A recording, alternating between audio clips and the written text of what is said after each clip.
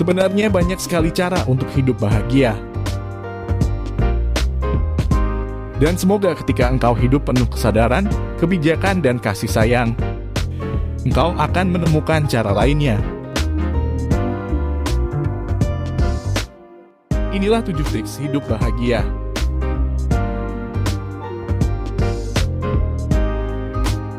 Yang pertama, hidup tanpa kepura-puraan. Niat kita adalah kunci yang menentukan apakah hal yang kita lakukan itu berarti dan bermanfaat.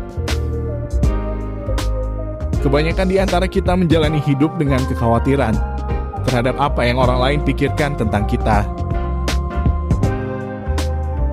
Kita berusaha untuk terlihat baik dan membuat orang lain berpikir positif tentang kita. Kita menghabiskan banyak waktu hanya untuk mencoba menjadi seperti dan bertindak sesuai harapan orang lain. Hal ini membuat kita menjadi resah karena setiap orang akan mengharapkan hal yang berbeda-beda dari kita.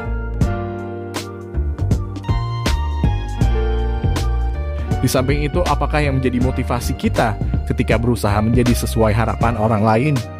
Apakah kita bertindak dengan ketulusan ataukah hanya berusaha menyenangkan orang lain? Apakah kita hanya berpura-pura supaya orang lain akan memuji kita? Kita dapat berpura-pura dan menciptakan citra diri. Dan orang lain mungkin akan mempercayai bahwa citra diri itu adalah diri kita yang sesungguhnya. Kita akan menjadi lebih bahagia ketika kita bersikap tulus dan nyaman menjadi diri sendiri. Menjadi munafik itu sia-sia, dan hasil karma dari tindakan kita bergantung pada niat. Selanjutnya, kita belajar memperoleh kebahagiaan dalam bertindak, bukan dari mengharapkan pujian yang kita peroleh dari orang lain akan tindakan itu. Tidaklah penting apakah orang lain mengucapkan terima kasih atau tidak. Karena kebahagiaan kita tidak berasal dari pengakuan yang kita terima, melainkan dari tindakan memberi tersebut. Yang kedua, merenungkan dan menumbuhkan niat baik. Selain proses melihat ke dalam diri dan melihat apa niat kita juga bisa menumbuhkan motivasi yang lebih universal. Niat baik adalah niatan bersifat universal yang memberi manfaat dan kesejahteraan pada makhluk hidup. Mempedulikan sesama bukan berarti kita tidak menyayangi diri sendiri atau membuat diri sendiri menderita.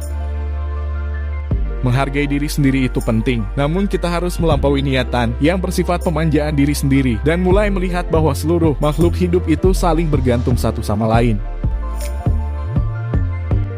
Tindakan kita berdampak pada orang lain, dan karena kita memahami bahwa semua orang sangat menginginkan kebahagiaan dan ingin terhindar dari penderitaan,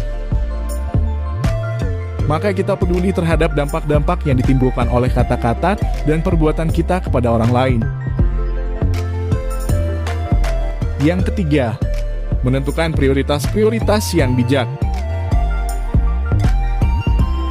Salah satu hal terpenting dalam hidup kita adalah menentukan prioritas-prioritas yang baik untuk mengetahui hal apa yang paling penting dalam kehidupan kita. Kita telah mengalami begitu banyak keadaan dalam hidup, sehingga perlu beberapa waktu bagi kita untuk memilih apa yang menurut kita berharga. Namun seberapa sering kita memikirkan apakah kita ingin menjadi, melakukan, atau memiliki hal-hal tersebut? Seberapa sering kita memikirkan agar bisa memelihara hati dengan cara yang benar-benar penuh kebahagiaan, semangat, dan penuh keindahan? Kita ingin hidup, kita ingin bersemangat. Kita tidak ingin hidup dalam kebiasaan seperti robot yang bergerak sesuai perintah orang lain. Kita memiliki mimpi dan harapan. Ketika kita menentukan prioritas yang bijak, kita akan memilih aktivitas-aktivitas yang memberikan manfaat jangka panjang bagi diri sendiri maupun orang lain. Ketika saya perlu mengambil keputusan, saya menggunakan satu set kriteria untuk menilai arah mana yang harus diambil. Yang keempat, menjaga keseimbangan diri.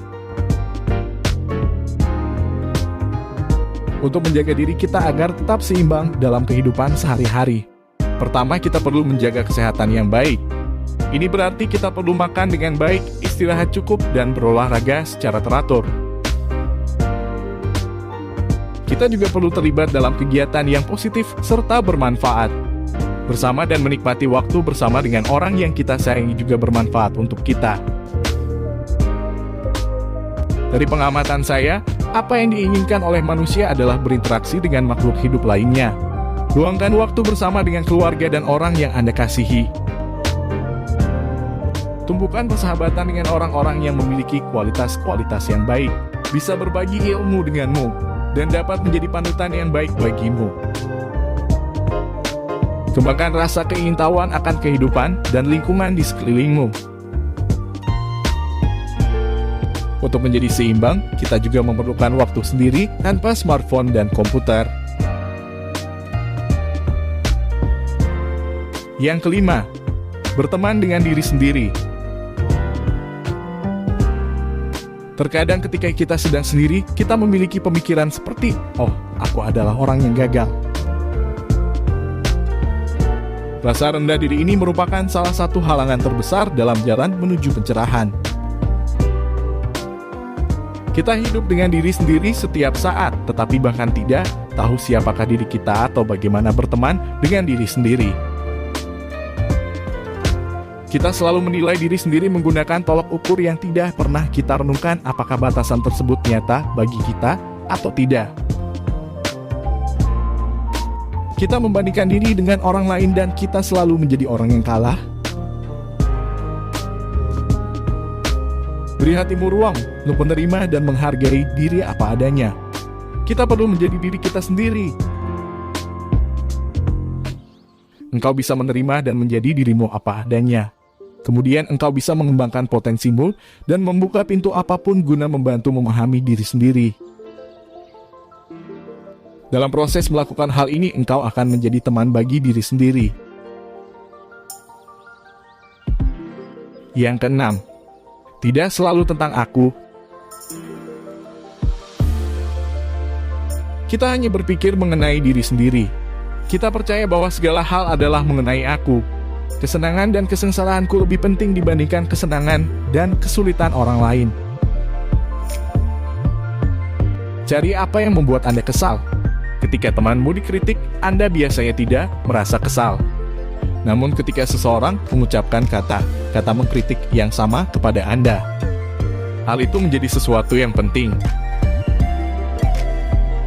Merasakan ketakutan, kegelisahan, dan ketakutan adalah penderitaan, dan sumber penderitaan ini adalah kesibukan dengan diri kita sendiri. Namun ketika kita mengamati ketakutan ini, kita melihat bahwa ketakutan ini tidak benar. Dunia tidak akan hancur jika kita melepaskan keterpusatan pada diri sendiri dan membuka hati untuk peduli pada orang lain. Kita masih bisa sukses tanpa harus terlalu terpusat pada diri sendiri, dan kita akan menjadi lebih bahagia. Sebagai contoh, kalau kita mengulurkan tangan dan membantu orang lain, sahabat, orang asing, dan musuh mereka akan menjadi jauh lebih baik kepada kita. Dan hidup kita sendiri akan menjadi semakin berbahagia. Yang ketujuh, mengembangkan kebaikan. Sebagai hasil dari pemikiran tidak selalu mengenai aku, maka kita ingin menumbuhkan kebaikan. Untuk melakukan ini, kita merenungkan kebaikan-kebaikan yang telah kita terima dari sejumlah orang. Bahkan ketika seseorang menyakiti kita, kita bisa melihat hal itu sebagai suatu kebaikan. Karena dengan menempatkan kita di situasi yang sulit, mereka menantang dan membantu kita untuk tumbuh. Ketika melihat di sekeliling kita, segala hal yang kita gunakan itu ada karena kebaikan orang lain. Pekerja konstruksi yang membangun gedung, petani yang menanam sayur-sayuran, teknisi listrik, teknisi saluran air, sekretaris, dan lain-lain. Yang berperan penting, sehingga memungkinkan masyarakat berfungsi dengan baik. Sehingga ketika melihat kepada orang-orang di sekitar kita, marilah kita sadari kebaikan dan manfaat yang telah kita terima dari mereka. Ketika mengembangkan kebaikan, kita harus belajar caranya untuk menjadi terpercaya. Ketika seseorang mengatakan sesuatu yang rahasia, kita harus merahasiakannya. Ketika Anda membuat janji, lakukan yang terbaik untuk menjaga janji tersebut.